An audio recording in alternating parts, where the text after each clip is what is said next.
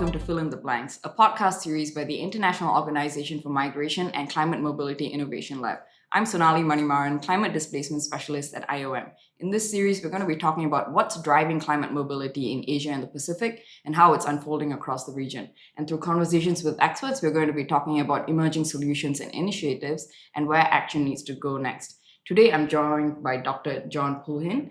Welcome, Dr. John. He's a full professor at the College of Forestry and Natural Resources at the University of the Philippines Los Baños and a globally recognized scholar in natural resources governance and ecosystem-based resilience. He's also the founding director of the Interdisciplinary Studies Center for Integrated Natural Resources and Environment Management and has served as lead author and coordinating author for multiple IPCC assessment reports. With decades of experience bridging science, policy, and community-based approaches, Dr. Pulhin is a key voice on ecosystem-based adaptation and nature-based solutions in the Philippines and beyond. So, Dr. Pulhin, you've worked closely both with academic institutions and international bodies like the IPCC. How have you navigated these spaces when you approach climate resilience and especially the role of ecosystems and nature-based solutions? Well, I would say I was privileged to participate in two major spaces, which I would say are actually interconnected. So at IPCC, what we do is we assess the state of knowledge on climate change. So it's really a global assessment, which is also informed by regional and also national sort of assessment. But it's really based on existing science. So it's an assessment of the literature. So with that, it enhanced my knowledge on the latest information about the state of knowledge on climate change.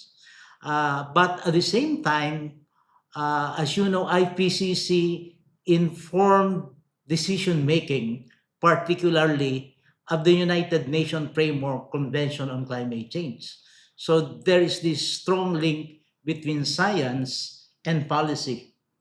But on the other hand, I was also privileged to be an academic where you deeply scrutinize theories, you generate empirical evidence, and also you contribute to the building of knowledge.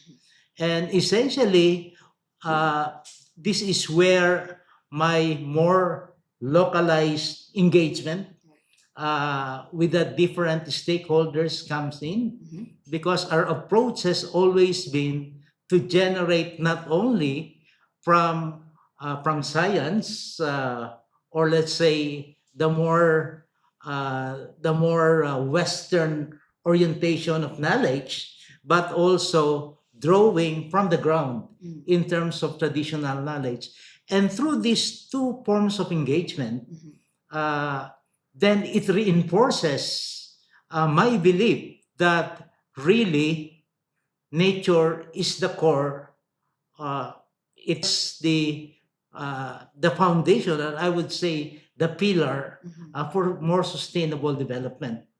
And so through IPCC, the direction of IPCC, for instance, is they talk about climate resilient development pathways. And at the heart of it is both nature and also human welfare.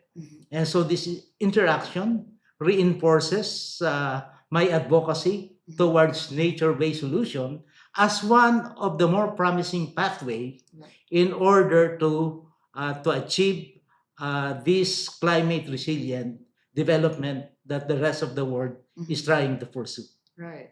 Yeah, I really appreciate what you said about learning also from the communities that we're working with. So you've, as you said, been championing ecosystem-based adaptation, nature-based solutions. Can you tell us a little bit about how this looks like in the Philippines, in the places you've worked in? So in the Philippines, nature-based solutions is reflected in community-based forest management. It's also reflected in watershed rehabilitation, mangrove restoration. Even in agricultural sector, we talk about smart agriculture that integrates both trees, but also the different crops. We call it agroforestry. And so these are examples of on-the-ground implementation of nature-based solutions. But what we are doing is really promoting a type of intervention that again draw on the science and local knowledge. So I'll probably cite a case to illustrate this. Mhm. The one on what we call as Canada-Philippine Partnership Mhm. on Nature-Based Solutions, where my center and UP Resilience Institute is providing the hard science. Mhm. No? So we do the vulnerability and risk assessment in 6 provinces, Mhm. including 11 watersheds. And as a basis of this, we identify the risk based on the hazard. But the more interesting one is that we engage the different stakeholders. Mhm. Our favorite word is we co-develop first the design, but also the assessment process itself with the different stakeholders. In this case, local government units, people's organization on the ground, civil society, and so on. We agree that this is this situation as far as vulnerability and risk is concerned. But at the same time, we also co-develop the potential nature-based solutions that will address the risk and vulnerability. Mhm. So essentially, that's how we operationalize it in practice Mhm. in the Philippines, and we are getting very much good responses from the different stakeholders. We managed to incorporate the local knowledge, Mhm. which is very, very important because not everything can be captured in terms of models and so Yeah, on. Yeah, definitely. yeah. Mhm. So it complements each other, Mhm. and that's how we promote it on the ground. Right. So you bring us a unique perspective that we have not explored really so far in the series. So how do you see the links between climate change and the impacts on environmental degradation, issues with resource access, and how that might be influencing movement patterns of communities in response to these impacts? Yeah. Philippines is a very good example because, Mhm. as we all know, we're not very proud of it, but we always top risk in terms of climate risk in the world. Mhm.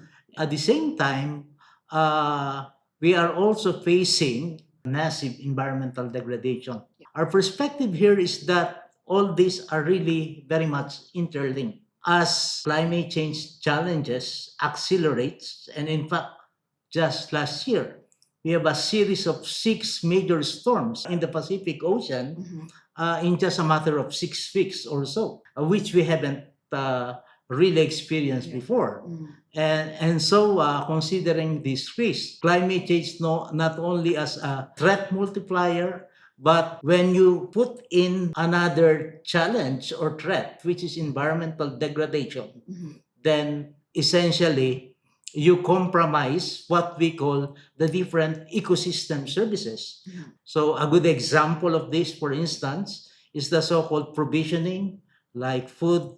In the case of forest, it's timber, Mhm. it's non-timber forest product, medicine, and so on. Mhm. You have the regulating services, Mhm. such as flood regulation, Yeah. carbon sequestration, and so on. Mhm. And of course, you have equally important the cultural services Yeah. got also compromised. Mhm. The different belief systems, the cultural traditions, and so on.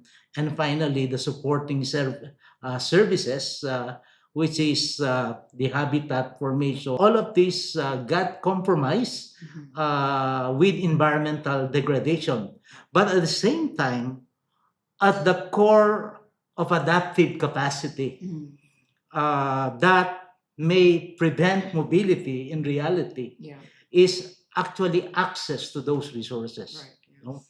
So you need also an enabling policy Mhm. and institutional support so that you can equal the playing field. Mhm. And so in the Philippines, I'm also an advocate of community-based forest management. Mhm. Over the last probably 3 to 4 decades already, I have championed community-based forest management. precisely that because we want to promote more access to forest dependent communities that includes both the migrant and indigenous communities, Mhm. so that they can enjoy the different ecosystem services, and hence their adaptive capacity hopefully will contribute to them staying in the area Mhm. and managing the resources on which their lives depend on, Mhm. at the same time promoting livelihood and making them more climate change resilient. Mhm. Yeah, so the ecosystems, yes, they are at risk of being degraded by climate Yeah, change, but then they also hold a lot of like resources that will boost communities' that's resilience. right. That's right. Yeah. So you've been with us here at the Regional Climate Displacement Symposium, and you've Yeah. heard about some of the tools that the Yes. Yes. Climate Mobility Innovation Lab has launched. One of these is the Risk Index for Climate Displacement. Another is the Climate Catalytic Fund. I would love to get your reflections on these and what do you think about them? Well, I would say they are very excellent tools. It's very much in line with what we are doing. The reason why I was saying, well, our advocacy is really along the same path Mhm. that IOM is actually doing. Mhm. It's very, very fundamental, so that you can have engaged on more strategic actions in terms of ways forward, in terms of addressing displacement, providing more livelihood, and so on. So it's where the science informed with different stakeholders' knowledge comes in. And so I would say it's the foundation. But at the same time, you need fund. Mhm. And this is where the catalytic fund, I would say, unlocks the different opportunities, because this is a new field that we are pursuing, Mhm. and funds may not be readily available, especially when you want to enhance local adaptation. And so, with the catalytic fund, you have the science, you have the geographical hotspots that points to more strategic intervention, but at the same time, you have the catalytic fund Mhm. to unlock the potential of whatever strategic interventions Mhm. you want to pursue. And you have the ownership as well because of the local counterparting, and so I think this is a perfect match, to be honest, Mhm. and really a very innovative ways forward in order to address displacement issues Mhm. in the context of changing climate. Yeah, I think you captured it very succinctly, and I also appreciate your positive reflections on these tools that we've developed. So maybe to conclude, I might ask a slightly controversial questions about Uh-huh. nature-based solutions. So nature-based solutions gaining a lot of momentum, but you know, Yeah. as I say, not all that glitters is gold. Maybe not all that is green is good. Mhm. So how can we effectively implement these nature-based solutions in a way that protects ecosystems and boosts the resilience of communities? Yeah, there has been huge appreciation recently about Mhm. nature-based solution, but there are also critiques about Yes. nature-based solutions, Mhm. and people were saying it's being used by some entities in terms of greenwashing and so Mm. on, Mhm. which I agree. But I think with robust science to guide the process, Mhm. nature-based solutions is still one, if not the best options, in order to address many of the challenges, not only mobility, but also we talk about three gains, for instance, in the project that we are currently pursuing. So what we mean by three gains is that it can address climate change adaptation, it can enhance biodiversity conservation, but even gender equity. Mhm. And so essentially, when planned appropriately, informed by science, and you become more inclusive in terms of your governance and so on, I think that's the best way to pursue it. So safeguard is Mhm. very, very important. Mhm. But at the same time, the principles of governance in terms of transparency, accountability, participation is equally important. But again, equally important is the ecological principles. It has to Mm. follow the different ecological principles. And a cite concrete example, the issue of reforestation, for instance, where to plant, when to plant, Mm. for what purpose, becomes very, very crucial. And so that's where your science meets the local perceptions. Mhm. You need to shape, in a way, co-design it always with the different stakeholders involved.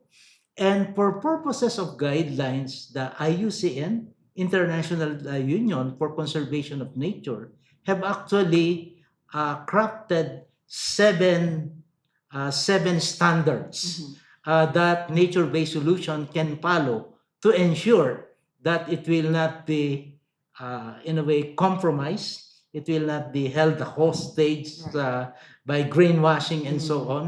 Right. And those principles include science, socioeconomic, it should benefit the marginalized, but at the same time, principles of good governance. So I Mhm. think with this, we are good in terms of provided that you choose the right site, you engage the right group of stakeholders, and you employ the principles of good governance. Mhm. I think nature-based solutions will be able to achieve its full potential. Brilliant. Thank you so much for sharing your expertise with us today. I really enjoyed this conversation. So, we got to hear from Dr. Pulhin about how ecosystems are at danger from climate change, but they also hold a lot of solutions that can boost communities' resilience. We also got to explore this nexus of ecosystems and climate displacement, Mhm. and how powerful nature based solutions can be when you get them right. So, that's it for today's episode, and join us in the next one where we have more conversations with experts on climate mobility in the region.